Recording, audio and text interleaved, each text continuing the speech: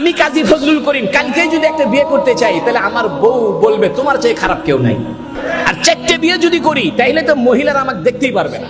সেখানে হুজুর সাল্লাল্লাহু আলাইহি ওয়াসাল্লাম বিয়ে করেছেন 13টা, 11টা নিয়মতান্ত্রিক বিবাহ, আর 2টাকে হুজুর সাল্লাল্লাহু আলাইহি ওয়াসাল্লাম আজাদ করে মুক্ত করে বিবাহের মর্যাদা দিয়েছেন। 13 জন স্ত্রী ছিলেন। এবং মজার ব্যাপার হলো, হুজুর সাল্লাল্লাহু আলাইহি ওয়াসাল্লাম প্রথম বিবাহ করেছেন বয়সের দিক থেকে অসামঞ্জস্য সম্পূর্ণ। হুজুর সাল্লাল্লাহু আলাইহি ওয়াসাল্লামের বয়স যখন 25, খাদিজা রাদিয়াল্লাহু আনহার বয়স তখন 40। আর হুজুর সাল্লাল্লাহু আলাইহি ওয়াসাল্লামের বয়স যখন 53, তখন হুজুর সাল্লাল্লাহু আলাইহি ওয়াসাল্লাম বিয়ে করেছেন আয়েশা সিদ্দিকার বয়স 9।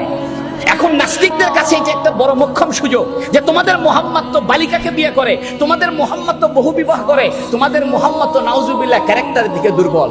ও যুবক শুনে রাখো, ও নাস্তিকেরা শুনে রাখো, মন খুলে শুনে রাখো, হুজুর সাল্লাল্লাহু আলাইহি ওয়াসাল্লাম বিবাহ করেছেন, এটা বৈষয়িক প্রয়োজনে বিবাহ করেন নাই, এটা বায়োলজিক্যাল কারণে বিবাহ করেন নাই। হুজুর সাল্লাল্লাহু আলাইহি ওয়াসাল্লাম বিবাহ করেছেন, জীবন পৃথিবীতে অতিবাহিত করেছেন ইসলামের জন্য, তৌহিদের জন্য, মানবতার জন্য, বিশ্বাসের জন্য, পৃথিবীতে শান্তি আর রহমত প্রতিষ্ঠার জন্য। হুজুর সাল্লাল্লাহু আলাইহি সাল্লামের বয়স যখন 25, খাদিজা রাদিয়াল্লাহু আনহার বয়স তখন 40। এখন আমি উল্টাটা ধরি, নবীর বয়স যদি 40 হইতো, আর খাদিজা রাদিয়াল্লাহু আনহার বয়স যদি 25 হইতো, আর হুজুর সাল্লাল্লাহু আলাইহি ওয়াসাল্লাম যদি গারে হেরাতে গিয়ে রাত্রে 6 মাস থাকতেন, দিনের বেলা বাড়িতে বাড়ি ইসলামের দাওয়াত দেন, রাত্রে বেলা নবী বাসায় থাকেন না, গারে হেরাতে থাকেন, সারা রাত নামাজ পড়েন, তাহলে 25 বছরে একজন স্ত্রী বলতো, মুহাম্মদ আপনি কি শুরু করছেন?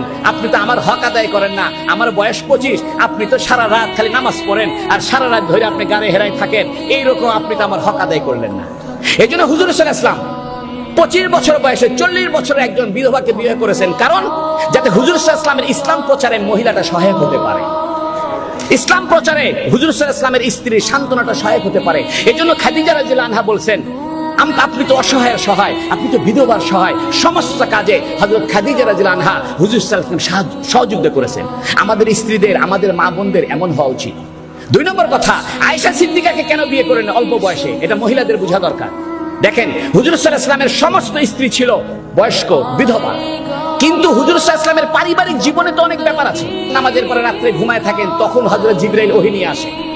হুজুর সাল্লাল্লাহু আলাইহি ওয়াসাল্লাম রাত্রে তাহাজ্জুদ পড়েন, কেমনে তাহাজ্জুদ পড়েন, কিভাবে বাথরুমে যান, কিভাবে ঘুমান, এগুলো তো কোনো পুরুষ সাহাবীর পক্ষে জানা সম্ভব না।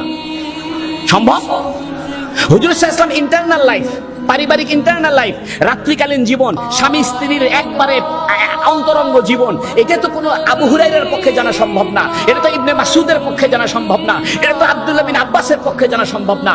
এই জন্য আল্লাহ পাক হুজুর সাল্লাল্লাহু আলাইহি ওয়াসাল্লামকে অল্প বয়সের একটা মেয়ে, 9 বছরের একটা বালিকার সঙ্গে বিবাহের ব্যবস্থা করেছে, যাতে নবীজির ইন্টারনাল জীবনের লক্ষ লক্ষ হাদিস উনি মুখস্থ করে আমাদের কাছে পৌঁছাইতে পারে।